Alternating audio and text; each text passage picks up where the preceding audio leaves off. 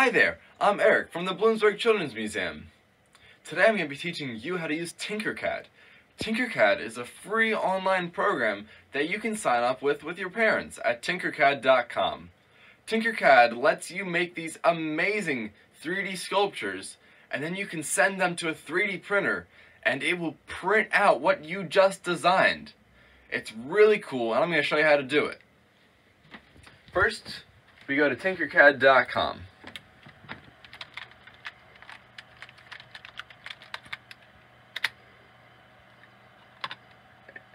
And if you already have an account, you can sign in here.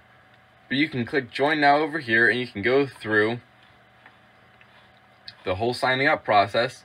But because we already have an account, I logged us in on another browser, and we're going to do this tutorial today. We're going to make a chess pawn. And I don't know if you guys have played chess, but it's a really cool game. And so this is going to teach you how to make one of the playing pieces from it. So this is your desktop, and what we have over here are a whole bunch of basic shapes, and some not so basic, that you can use to build a whole bunch of really cool things.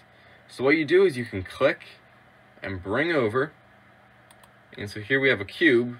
We can make it taller, and then we got a rectangle, or rectangular prism, I think is as it would be called, and you can manipulate it. You can bring it a little smaller, but we're going to raise it up in the air now. Now it's floating. Here, I'm going to bring us back to the home view. And you can also change the angle that everything's on too. So there's a lot of things that you can do. But I'm going to delete that shape and we're going to move on with the tutorial. So the tutorial, we're going to take a cylinder and we're going to place it here. And then we're going to move it to the dimensions. We're going to make it 3 millimeters tall. Which, if you've ever looked at a ruler, it's not really that tall, but look how big it looks here, right? That's one of the nice things. You can zoom in and out. So the next step, we're going to take this and you see all these grids here? Well, we're going to be adding some more shapes, so we want to make it easier to add these shapes. So we're going to take our grid and we're going to put it right on top of the cylinder. So that makes it a lot easier to put these shapes.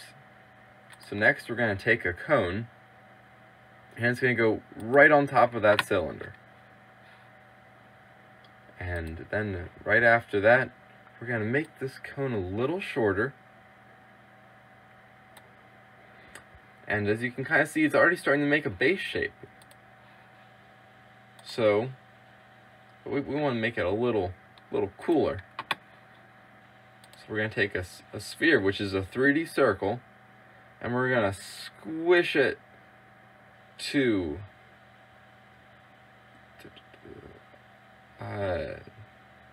5 millimeters tall, but then 18 millimeters wide and long.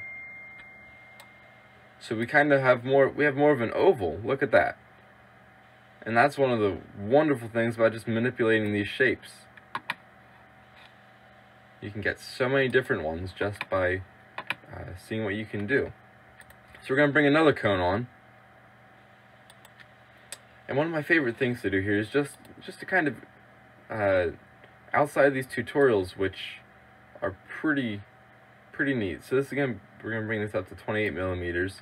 So the tutorials are really cool, but one of the favorite things I love to do is just play around and see what you can make.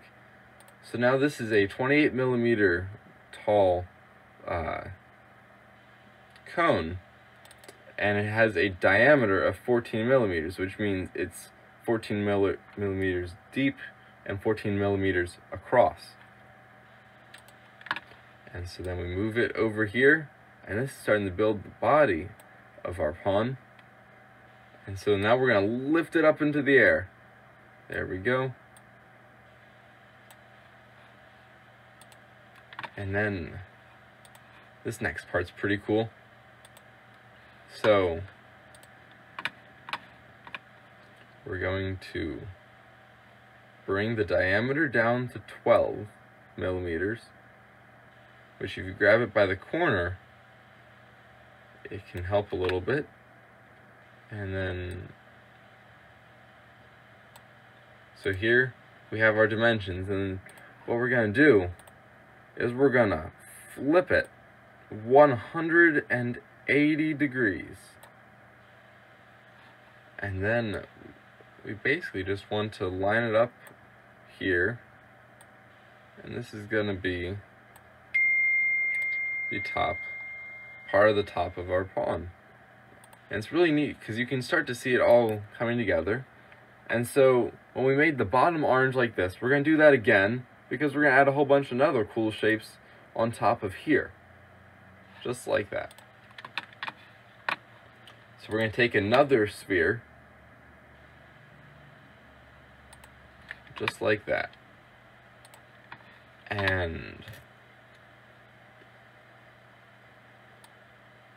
we're going to bring it all down right away to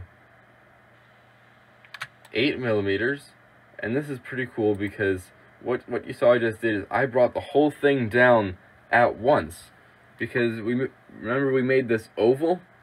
This oval, you know, had different shapes, so I did it individually. But this, we're keeping this as a sphere, so we want to make sure it's all the same. As you can see, it's 8 millimeters this way, 8 millimeters this way, and 8 millimeters this way. So then we just put it on top like this. And then we're pretty close to being done. We're just going to put the finishing touches on. So what we do is we're going to get rid of that orange part. And so this little box is what generates the orange part. If we just click off, there goes away the orange, and we're back to ground level. So then what's next is we can select all these shapes. Do you see how they're all kind of highlighted? So then one of the crucial things about Tinkercad, actually, just to show you a little bit, is that if you're only looking from one angle, things can get a little weird. Like this might look like it's going on right, but then when you turn to the side, like you can kind of see the outline here, I'm a little off.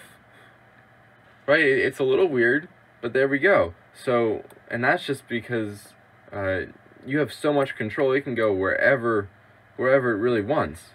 So one of the neatest tools, and one of the ones I use the most, is the align, which what you can do is it'll make sure that everything matches up just like that. And so, yeah, just like that. And then now to finish it up, we have one last step. We need to group it, which makes it one printable form for the printer. So this, it makes it look all nice.